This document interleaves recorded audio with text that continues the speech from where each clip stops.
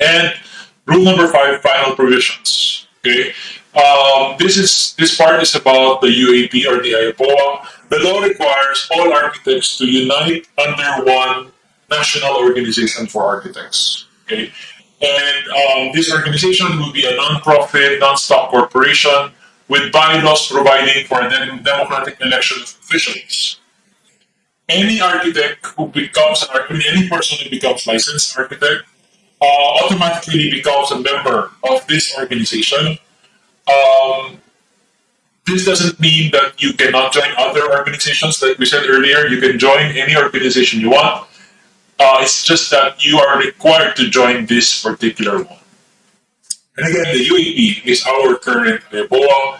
Pursuant to Board Resolution number 3, series of 2004, the UAP, or the United Architects of the Philippines, is our IPOA, or Integrated and Accredited Organization for Architects. And that's why when you get your license, you become UAP members. Ano bang ginagawa ng UAP?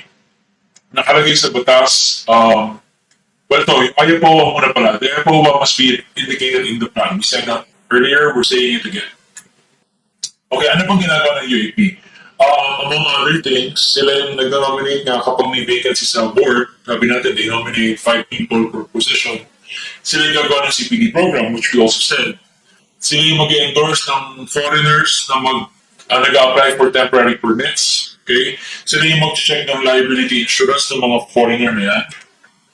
They monitor compliance to RA 9266. Sila dapat ang nagpa-file ng complaint kapag mayroong illegal practitioners, kapag may violators of the law. That's their job. Okay? Ito generic na yung bandang dulo. This act does not affect other professionals. RA 9266, the Architecture Act, does not affect other professions. If there are other professionals, like the civil engineers, for example, if there are other professionals complaining about this law, and they do complain about this law, many civil engineers insist na yung clause saying only architects can sign and seal architectural plans. That's the particular clause to say that they have a problem with. If they're saying, uy, RA 9266 is preventing me from practicing my profession, what do we say to that? No, like the law explicitly says that the RA 9266, the Architecture Act, does not prevent the practice of any other profession. Like if you're another professional and you feel like nabawasan ka ng trabaho because of this law, or pinagbawalan ka to do certain things because of this law, it's because those things should never have been done by you in the first place. Hindi ka ginagawa ng trabaho. It's just, that was never yours to begin with. Architectural plans should never have been part of your scope. No? Anyway, yun lang. This act does not affect other professionals. That's all this means. Enforcement. It's the duty of the PRC and the PRBOA to enforce the provisions.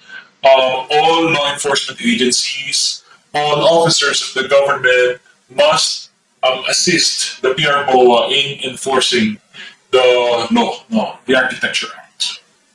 And any person may complain kung meron silang nakikitang violators. Anyone can report violators to the PRC, the PRBOA, or other officers of the law.